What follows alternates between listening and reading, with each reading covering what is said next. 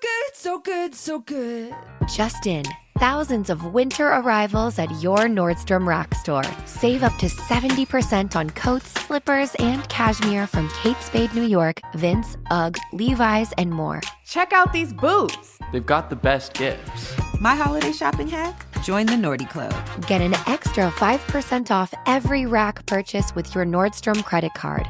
Plus, buy it online and pick it up in store the same day for free. Big gifts, big perks. That's why you Rack.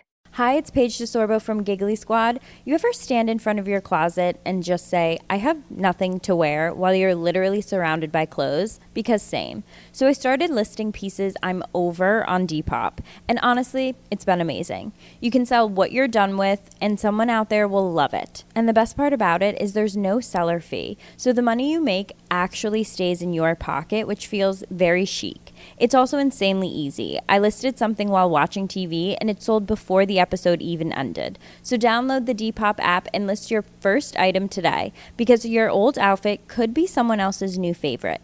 Depop, where taste recognizes taste. Payment processing fees, boosting fees still apply. For more info, visit Depop.com.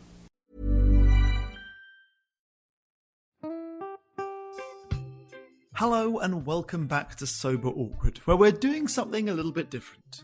We started this podcast to share our own messy, awkward and hopefully humorous journeys through sobriety, and have always felt incredibly humbled by how many of you have connected with our stories.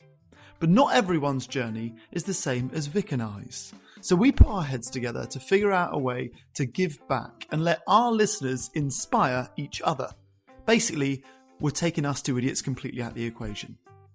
We decided to run a storytelling competition, during which we asked you to share your own inspirational stories of recovery with us. Well, to be honest, the stories you sent us completely blew us away. They were powerful, moving, and truly inspiring. We knew right away that we had to share them.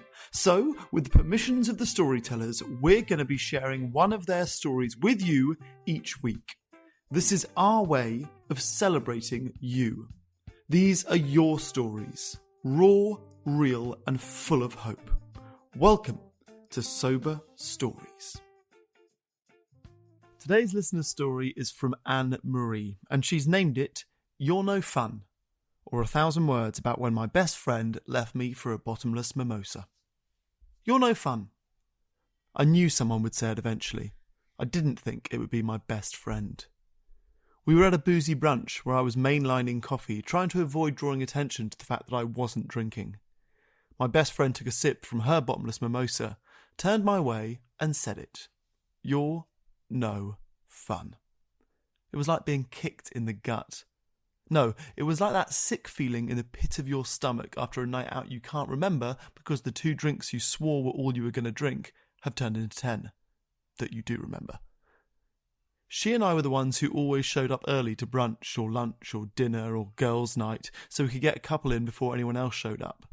We were the ones who stayed late and dragged everyone to the next bar for one last round.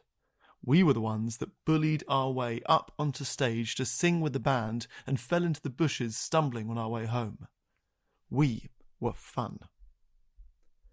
Looking back, I realised I didn't really feel fun. I'll never know exactly how she felt on those muddy mornings after, but I always felt terrible. I could never moderate. I always overdrank, so I always woke up ashamed, embarrassed, head-pounding, heart-pounding, trying to piece together the night before, wondering why I couldn't drink normally like everybody else. I told myself day after day that I was never going to drink again, which lasted until about 4 p.m, on the mildly hungover days, till maybe Wednesday on the worst of them. But never much longer. I know what 1,000 wasted Sundays, and Thursdays, and Fridays, and Saturdays, and vacation days, and holidays feels like. I didn't have a big, momentous rock-bottom moment. Maybe that's why all the quit lit I read during all my failed attempts to stop drinking alcohol never really resonated. I'd never been handcuffed and stuffed in the back of a police car, never crashed my car drunk or drove my kids around lit up at 11 in the morning. I'd never been carted off to rehab or sat through a tearful family intervention or stood up in an AA meeting and said I was an alcoholic. Instead, on what might have been any other hungover Sunday morning, I swore I was never drinking again and searched for podcasts about alcohol. I found Sober Awkward. I started at the beginning and listened to every episode. When I reached the newest episode, I went back to the beginning and started all over again. I don't know if it was because Vic and Lucy and then Hamish had a sense of humour about their experiences, or because they were mums and I got where they were coming from, or because they opened up their shame sheds and owned their past behaviour, or, not to discount their awesomeness, because it was just time.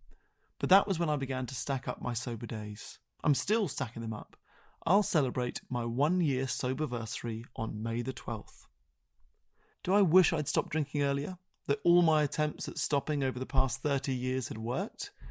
Yes. But from where I'm standing now, I'm glad my drinking became a problem.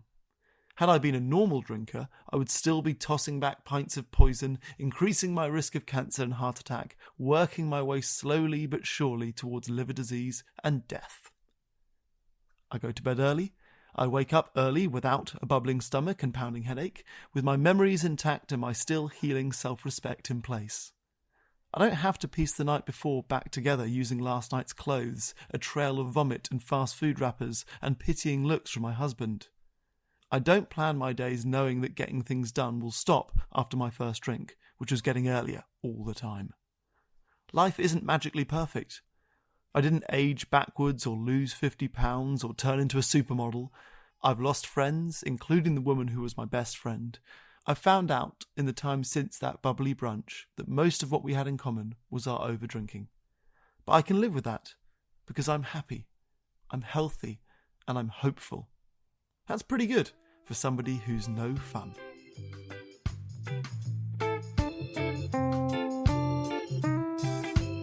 If you're questioning your relationship with booze, you're struggling to moderate, or your hangovers are causing anxiety, it might be time to reach out for some support. Yeah, just talk to a mate about how you're feeling, contact a local doctor, find an AA or sobriety group. Vic's got one. Yeah, just head to www.cuppa.community. Remember, if you're questioning yourself, it might be time to seek support. Even though this journey can be awkward, it is definitely worth it. And if you've enjoyed the Sober Awkward podcast, don't forget to review it, rate it, and share it with your mates. Do they have to share it with their mates? Yeah, of course they do. I'm not doing this for nothing, Hamish. Bloody hell. How do they share it? I don't know, just write it on the...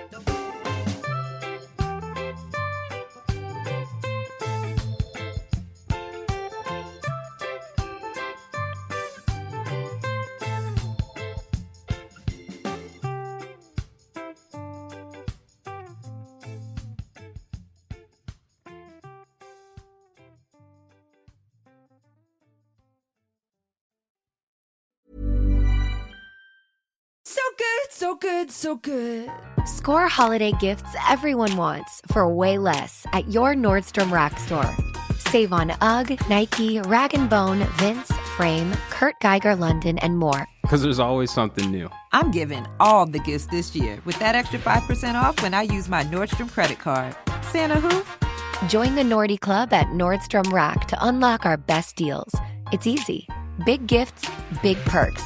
That's why you rack. Hi, it's Paige DeSorbo from Giggly Squad. You ever stand in front of your closet and just say, I have nothing to wear, while you're literally surrounded by clothes? Because same. So I started listing pieces I'm over on Depop. And honestly, it's been amazing. You can sell what you're done with, and someone out there will love it. And the best part about it is there's no seller fee. So the money you make actually stays in your pocket, which feels very chic. It's also insanely easy. I listed something while watching TV, and it sold before the episode even ended. So download the Depop app and list your first item today, because your old outfit could be someone else's new favorite.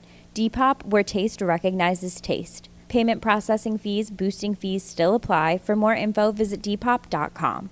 Hi, it's Paige DeSorbo from Giggly Squad. You ever stand in front of your closet and just say, I have nothing to wear, while you're literally surrounded by clothes? Because same. So I started listing pieces I'm over on Depop. And honestly, it's been amazing. You can sell what you're done with, and someone out there will love it. And the best part about it is there's no seller fee. So the money you make actually stays in your pocket, which feels very chic. It's also insanely easy. I listed something while watching TV, and it sold before the episode even ended. So download the Depop app and list your first item today, because your old outfit could be someone else's new favorite. Depop, where taste recognizes taste. Payment processing fees, boosting fees still apply. For more info, visit Depop.com.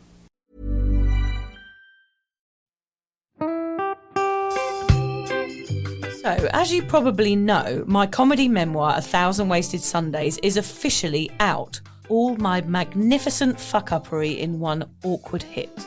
If you'd like to get your hands on a copy, it's now available from all good bookstores. We always say all good bookstores, don't we? Yeah. Are there bad No, bookstores? it's probably ones with moody sellers. Oh yeah, really Yeah. depressed librarian folk. Yes, okay, yeah, good. yeah. So there are probably some, but we're only storing it in the good ones. It's only made it into the goodies.